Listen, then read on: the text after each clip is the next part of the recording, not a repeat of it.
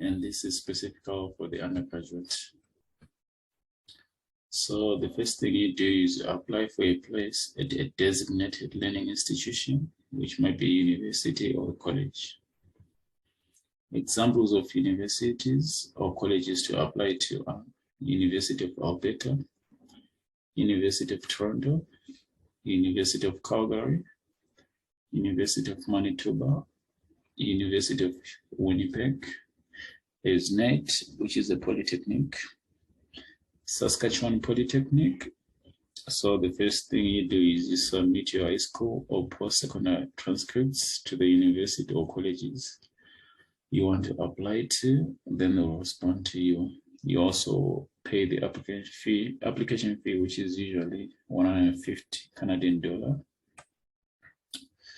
The second thing you do is get accepted by the learning institution. You then pay the tuition deposit, which is usually 1,000 Canadian dollar. After you pay the deposit, the institution will render you a letter of acceptance. Then you gather your documents. So they are mandatory study application forms from the CIC website. You also get the letter of acceptance from the university or a college or a polytechnic. You need proof of tuition deposit payment. Academic transcripts. You also need passport copy valid for the duration of your study or intended study. You need 2 passport size photos. You need a police clearance, proof of sufficient financial capacity, and proof of home ties. How do you prove that you have sufficient financial capacity? You pay for a year's worth of tuition. So for the academic year 2022 to 2023, you need to prove you have 25,000 Canadian dollar. The 15,000 Canadian dollar is for a 1-year academic tuition, and the 10,000 Canadian dollar is for your living expenses. There are many ways you can prove that you have these funds. Number 1, you need to have a bank account statement. So that bank account statement, it needs to have a bank's letterhead. It should be scanned, duly stamped, and signed by the bank. You can't just download your bank statement from your online banking account and submit it. It should be at least 6 months old. It should have the applicant or sponsor's name. A sponsor can be a friend, a family member, or a relative.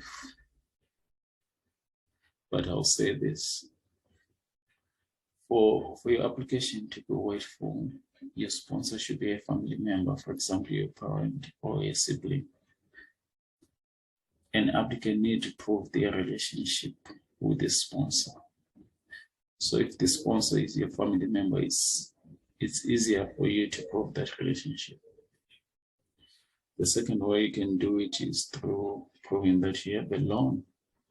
So show specific amount for the loan on student's name. The third way, you need to have a scholarship. That scholarship letter should have an applicant's name. It should be granted by the university, donor agencies, or institutions granting scholarships. How do you prove your home ties? You should prove that you have someone or something to go back to.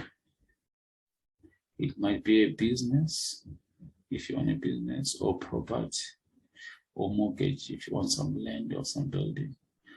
Family, which is a kid, a husband, or a wife. Job that you'll be resuming on return. Future job offers. Financial assets such as bank accounts, stocks, and bonds. And you need to have a mix of these. You can have one.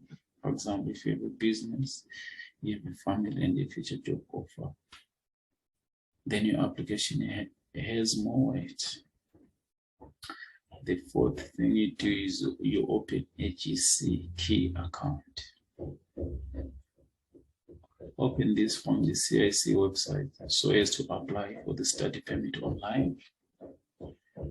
You can submit your application through mail to the Canadian Embassy in Pretoria, South Africa, but I recommend using the online option as it is faster and it eliminates typo errors.